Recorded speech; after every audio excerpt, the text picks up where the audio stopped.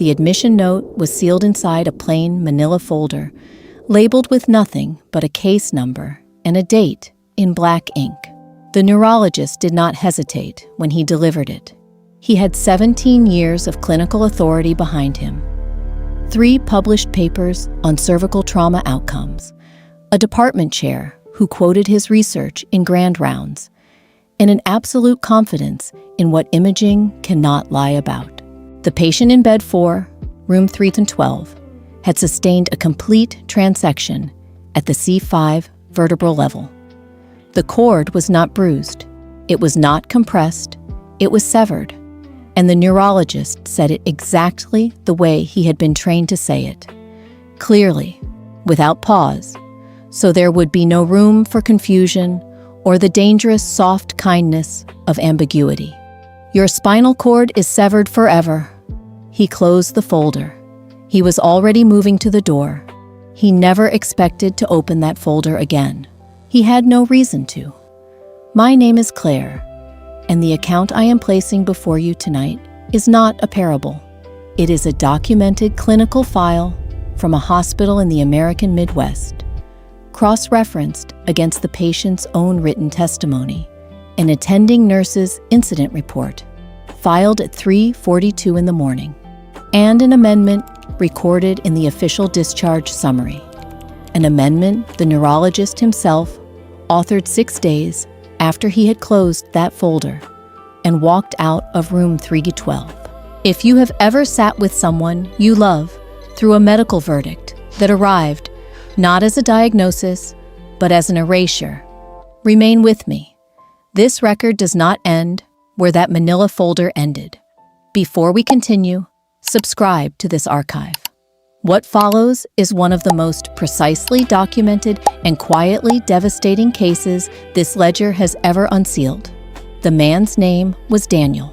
He was 41 years old when a construction accident dropped a steel beam across the back of his neck on a Tuesday morning in early March.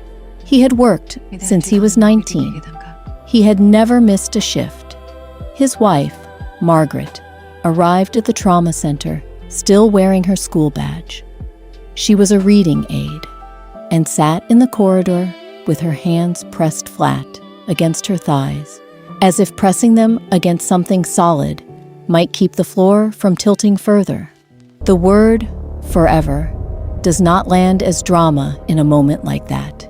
It lands as erasure, administrative, the kind of permanence that belongs on a government form, not between two human beings. Margaret heard it and felt something go completely silent inside her. Not grief, not yet, just silence. And then she reached into her coat pocket and closed her fingers around the small laminated card of St. Jude of Thaddeus that her mother had pressed into her palm at her first communion, and that she had carried in every coat she had owned since. Nobody in the room noticed. Nobody thought it mattered. The ledger reminds us, again and again, that human pride builds very high walls. But grace has always found the fracture.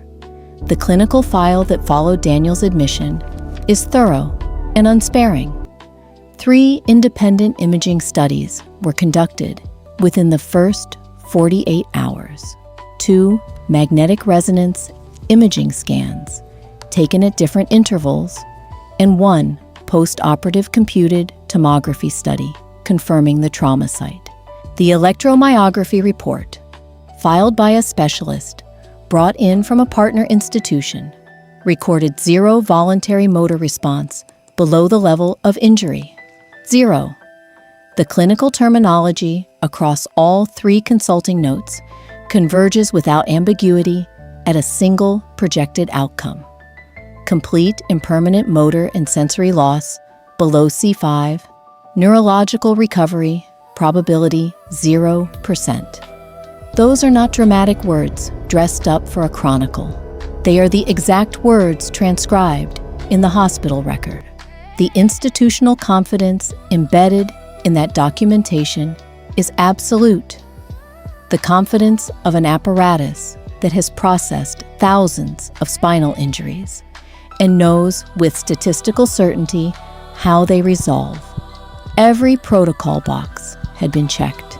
Every second opinion had confirmed the first. The machinery of modern medicine had performed exactly as designed, and what it produced was a closed case.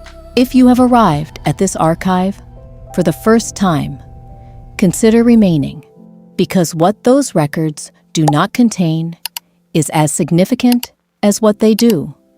Subscribe, so the next file reaches you directly. The discharge papers were drawn up on the 5th day. The administrative process required signatures from the attending neurologist and the rehabilitation coordinator, confirming the transfer to a long-term care facility.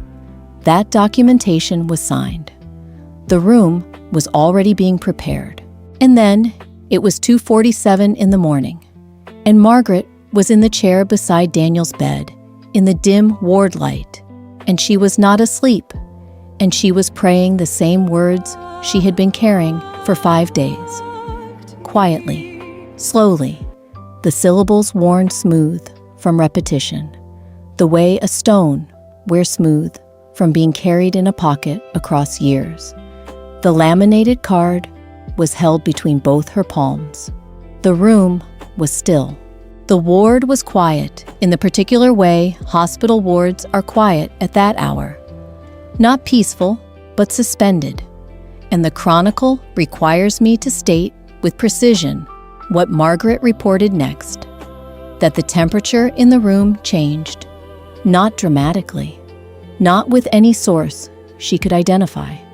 The air shifted, a warmth that arrived without announcement and without mechanical explanation. It is a heavy truth to witness a moment at that exact threshold. The valley, the ledger teaches, must sometimes be walked before the light becomes fully comprehensible. Keep this account alive. Share it with someone who needs to know that no case is ever truly final. If the weight of this chronicle is touching something in you right now, take a moment to join this circle of witnesses. Subscribe to Miracle Ledger and help us keep these documented, unexplainable accounts accessible for those who are sitting with their own sealed folders tonight, running out of time and out of ordinary hope. For those who carry the traditional faith, the sequence that followed has a name. It is the careful, quiet signature of intercession. At approximately 3:15 in the morning, the duty nurse, a 12-year veteran named Sandra, entered room 312 for a routine observation. She later stated in writing that as she reached for the monitoring equipment, Daniel turned his head toward her without assistance. She assumed she had misread it. She conducted the blood pressure check. She reached for his hand to adjust the sensor and felt his fingers close around hers. She stood without moving for several seconds. Then she pressed the call button for the floor physician. The annotation she filed in her personal nursing log at 3:42 that morning reads, "Patient exhibited voluntary bilateral grip response. No explanation. Physician notified immediately." She underlined the words, "No explanation," twice. Those 2 underlines are in the archived copy of the record.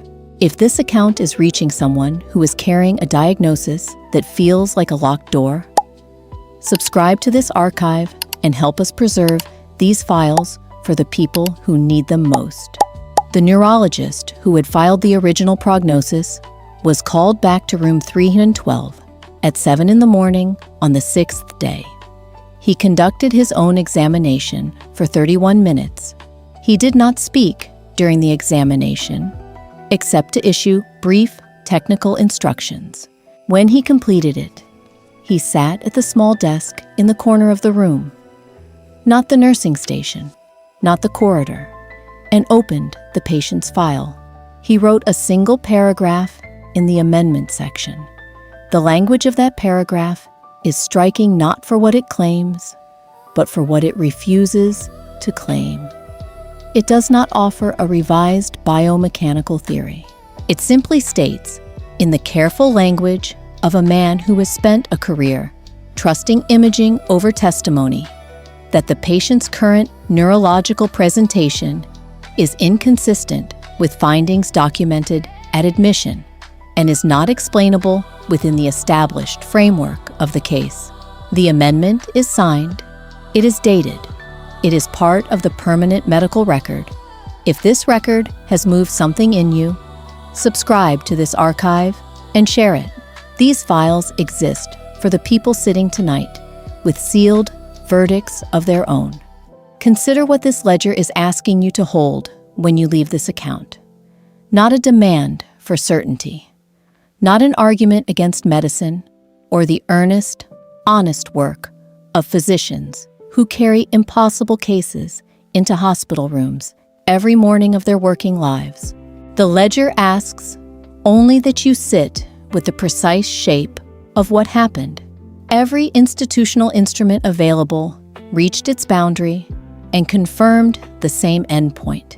Every algorithm in use produced the same zero, and in the quiet of a hospital ward at 2:47 in the morning, a woman with a laminated card and a worn, smooth prayer produced a result that those same instruments could not account for. And the man who had spoken the word forever with the most authority in that room found himself writing the word inconsistent in its place. That substitution from forever to inconsistent is the moral evidence this ledger presents tonight, not a supernatural spectacle. A paragraph, a signed, dated, amended paragraph. The outcome measured clinically. Daniel was discharged to outpatient rehabilitation 17 days after admission. The neurologist attended his final review. He reviewed the imaging one last time. He signed the discharge. He offered nothing by way of explanation and did not reference the amendment verbally. He walked to his car that evening and sat in the parking structure for several minutes before starting the engine. What he thought in those minutes is not in any record this ledger holds, but the amendment is. The amendment remains, and the amendment is enough. I have spent a long time sitting with files like this one, files where the protocol ran its complete and documented course, and the outcome quietly, without announcement, ignored the protocol. The weight of that gap does not diminish over time. It accumulates, and what it accumulates into, for those who are willing to carry it, is not confusion, but a particular and durable kind of clarity. The kind that does not answer every question, but makes the urgent ones feel less consuming. The valley must sometimes be walked. That is not a sentiment designed to soften what is genuinely hard. It is the structural truth that every file in this archive confirms, across every case, across every sealed folder, that this ledger has had the privilege of reopening.